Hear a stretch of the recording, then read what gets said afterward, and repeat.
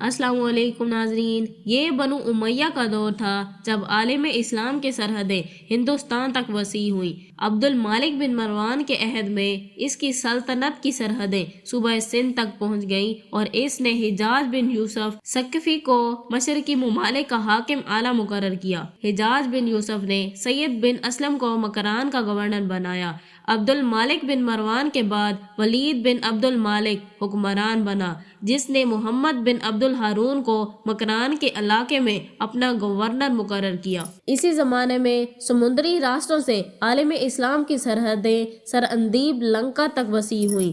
لوک ورثہ کی کتاب سندھ کے مطابق سر اندیب کے راجہ نے بحری راستے سے 8 جہازوں کے ذریعے ولید بن عبد المالک کو بہت سے تحائف روانہ کیے، جن میں انواع و اقسام کے جواہرات، حبشی غلام اور کنیزیں اور بہت سے نادر تحائف شامل تھے۔ ان جہازوں میں کچھ مسلمان عورتیں بھی تھیں جو کعبے کی زیارت کے لیے جا رہی تھیں۔ راستے میں مخالف ہواؤں کے طوفان نے اس بیڑے کو سندھ میں دیبل کی بندرگاہ کے قریب پہنچا دیا۔ اس وقت دیبل سندھ کی بندرگاہ تھی اور راجہ داہر علاقے کا حکمران تھا۔ مقامی قزاقوں نے ان جہازوں پر قبضہ کر کے انہیں لوٹ لیا اور جواہرات اور تحائف پر قبضہ کر کے مردوں اور عورتوں کو قیدی بنا لیا۔ ان مردوں اور عورتوں نے کہا کہ ہم خلیفہ وقت کے پاس جا رہے تھے، مگر قزاقوں نے اس کی ذرا بھی پرواہ نہ کی اور انہیں گرفتار کر کے کہا کہ اگر کوئی آپ کو چھڑا سکتا ہے تو اس کے ذریعے سے خود کو چھڑا لے۔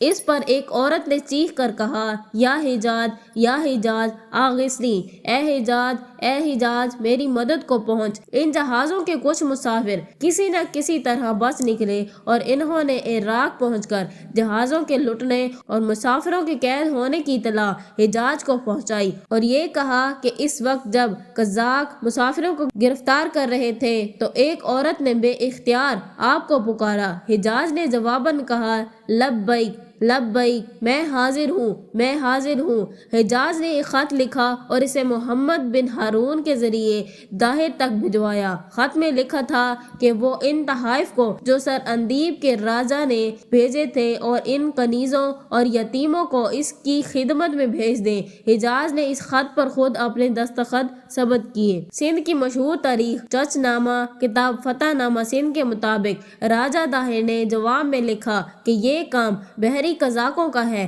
جو ہمارے اختیار سے باہر ہے، جبکہ تاریخ فرشتہ کے مطابق راجہ داہر نے لکھا کہ بے شک ہم نے تمہارے جہازوں کو لوٹا ہے، لیکن تم ہمارا بال بھی کا نہیں کر سکتے۔ کہا جاتا ہے کہ جب داہر کا یہ جواب حجاج کو ملا تو اس نے ولید بن عبد المالک سے سندھ پر حملہ کرنے کی اجازت طلب کی۔ شروع میں تو ولید نے اس کی اجازت نہ دی، لیکن چند دن بعد حجاج نے اسے لکھا کہ اس مہم پر جو رقم شاہی خزانے سے خرچ ہوگی میں اس سے دگنی رقم شاہی خزانے میں جمع کر دوں گا۔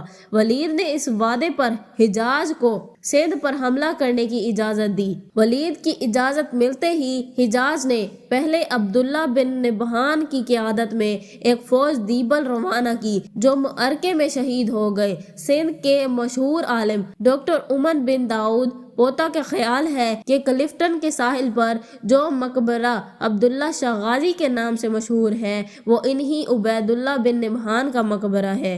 ان کے بعد ایک اور سالار بدیل ابن طبقہ بھی اسی جہاز میں ہلاک ہوئے۔ حجاج کو جب اپنے ان 2 سالاروں کے مارے جانے کی خبر ملی تو انہوں نے اپنے ایک عزیز محمد بن قاسم کو سندھ بھیجنے کا فیصلہ کیا۔ جس وقت اس مہم کے لیے محمد بن قاسم کا انتخاب ہوا اس وقت ان کی عمر 17 سال تھی۔ اس سے قبل وہ شیراز کے گورنر تھے اور جہاں انہوں نے نہایت عمدگی سے حکومت کی۔ ان کی کارکردگی سے متاثر ہو کر حجاج نے لشکر کشی کا حکم دیا۔ وہ اس کی تیاری کر ہی رہے تھے کہ انہیں سندھ پر حملہ کرنے کا حکم دیا گیا۔ حجاج نے اس مقصد کے لیے 6000 فوجی منتخب کیے اور انہیں گھوڑوں اور اونٹوں کے ساتھ روانہ کیا۔ محمد بن قاسم کی سرکردگی میں یہ لشکر خشکی کے راستے مکران پہنچا۔ ایک ماہ بعد انہوں نے دیبل کا رخ کیا۔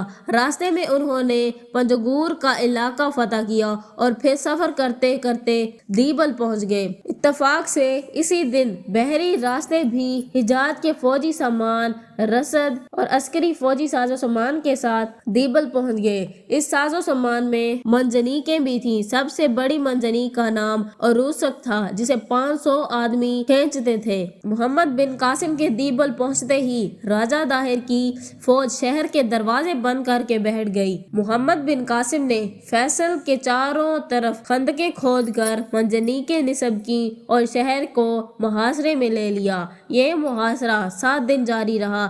8ویں دن ایک مخبر کے ذریعے محمد بن قاسم کو اطلاع ملی کہ جب تک اس مندر پر لہرانے والے پرچم کو پارا پارا نہیں کیا جائے گا شہر کے باسیوں کا حوصلہ پست نہیں ہوگا۔ محمد بن قاسم نے اپنی منجنیق عروسک کے ذریعے اس پرچم کو گرانے کا فیصلہ کیا۔ جو ہی وہ پرچم نیچے گرا مسلمانوں نے ہر طرف سے شدید حملہ شروع کر دیا۔ یہ دیکھ کر داہر کی فوج کے حوصلے ٹوٹ گئے اور انہوں نے فوراً شہر پناہ کے دروازے کھول دیے۔ اعجاز الحق قدوسی ہی کی کتاب میں درج ہے کہ دیبل فتح ہونے کے بعد محمد بن قاسم نے قید خانے سے ان مسلمان قیدیوں کو آزاد کیا جن کی گرفتاری کے باعث یہ سارا قبضہ شروع ہوا تھا۔